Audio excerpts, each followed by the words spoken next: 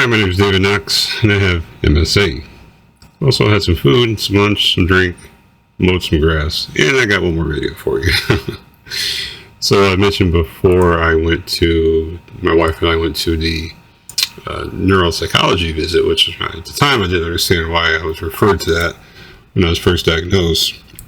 And now I understand they're trying to study the relation between the brain and the disease, any diseases, right? I mean, it could be trauma from a car accident, let alone a neurodegenerative disease like I have.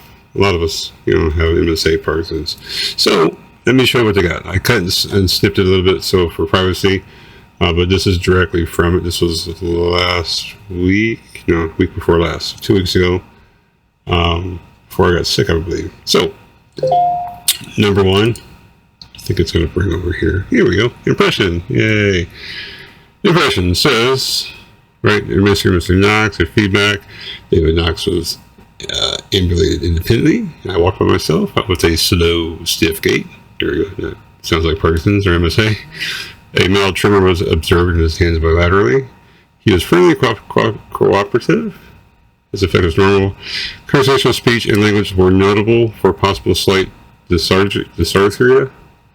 More or less what the MSA type C people get, the cerebellar.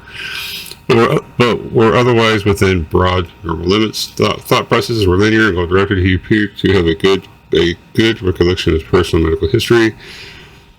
And there were some instructions perceived well, difficult tasks, measures, performance, related normal limits. These are real. Okay, that's one.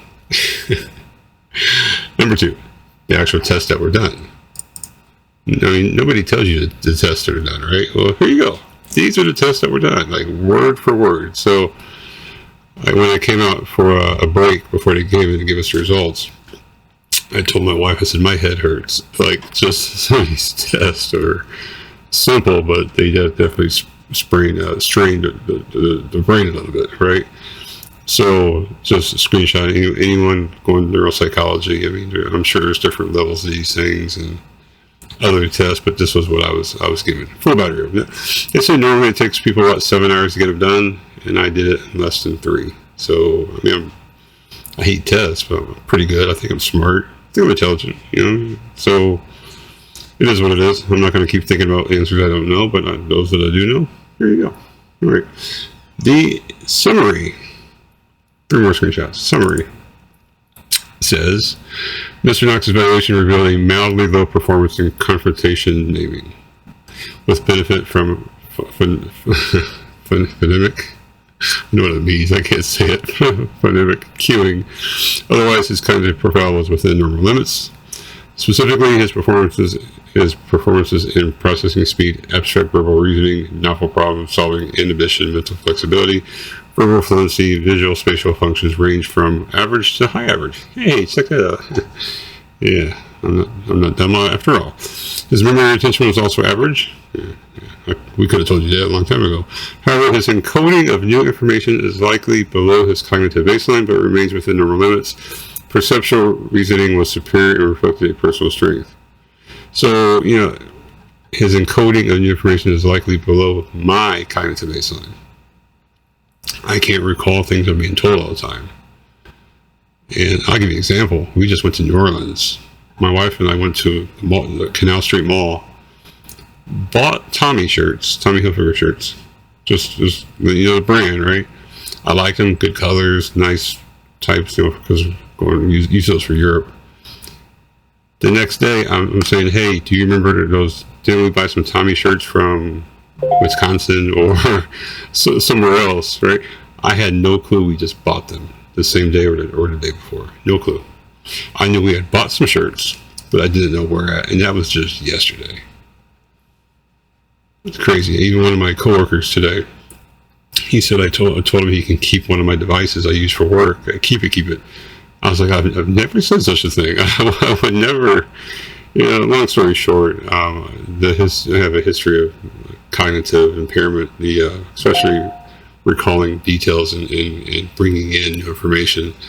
I can tell you that's a slippery slope, pretty bad. And that's what these tests are saying, right? They said you're testing average, some are below average, but most of them are good, really good. He says, but they could, these tests can't see great to good or good to, moderately good. They can't tell that. You got to have a significant impairment for these tests. So while I might see the cognitive decline in certain areas, these tests aren't made to see that tiny of a detail. They can't. He endorsed monitoring severe symptoms of depression and mild symptoms of anxiety and on mood inventories. Interesting. Conclusion.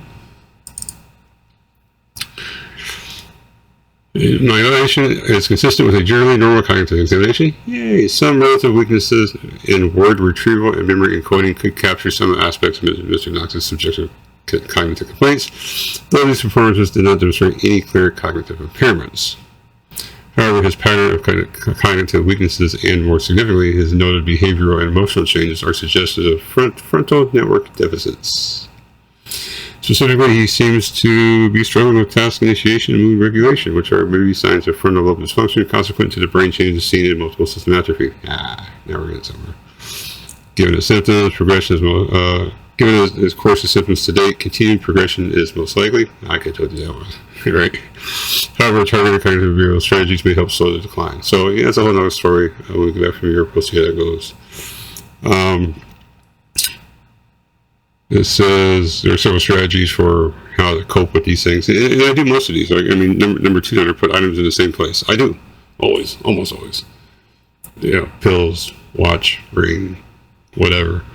And when somebody moves that, I have no clue where it went. It's weird. Like, I don't see it if it's not in a certain area. So, yeah, these are, I'm going to start making some notes and journals as I go along, too. Have a little notepad in my pocket or something, because that's what it comes down to.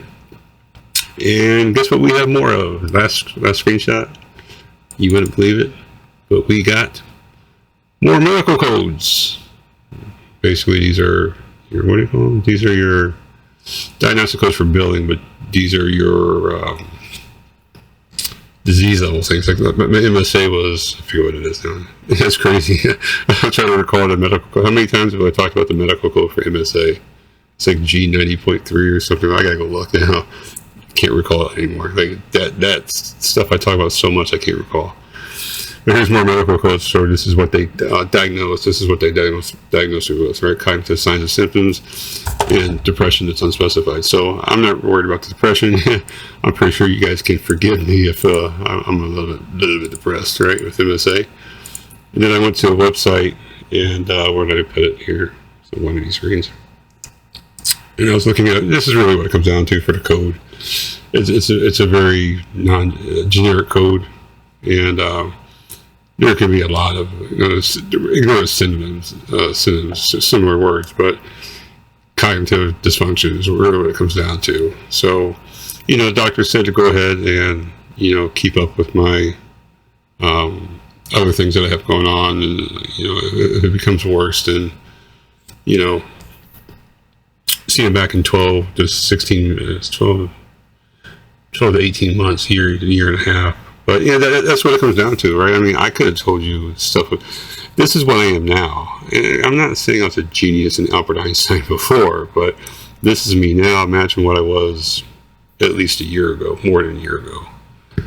Stuff like that. I mean, I notice these things. My wife and kids and friends will tell you, like I don't remember nothing. I mean, that's a lie. Details, new things. Like I've literally said, yeah, let's go do this, and 2 hours later, I'm like, who said we're gonna go do this? It makes no sense. My friend was like, hey, he got tickets to a concert. I'm like, oh, you do? He's like, yeah, you told me to get one. I'm like, I told you to get tickets to a concert? I told you that? So I'm laughing at it now because these things are kind of inconsequential. At the moment, they're not causing too much of a headache. They are a little bit, right? Marriage, family, kids, work, but nothing that's detrimental to the sovereignty of an institution, if I can say. So, cognitive ability, that's a test for you. It's a very wild test. Just, take your time. I'm good with numbers and words and stuff like that, but definitely I know I'm not remembering half the stuff I used to, and bringing in new information is tough. definitely to recall it. So again, if you guys enjoyed it, I'm trying to keep these all under 10 minutes, but I love you guys to death. If you like it, give me a share, like, or subscribe. Anything benefits us, not me. Anything you do benefits us, right? The more we get out there, the more we have to offer, because there's a long road ahead for a lot of us. All right, so God bless you guys. Love you to death. I'll see you in the next video. Thank you.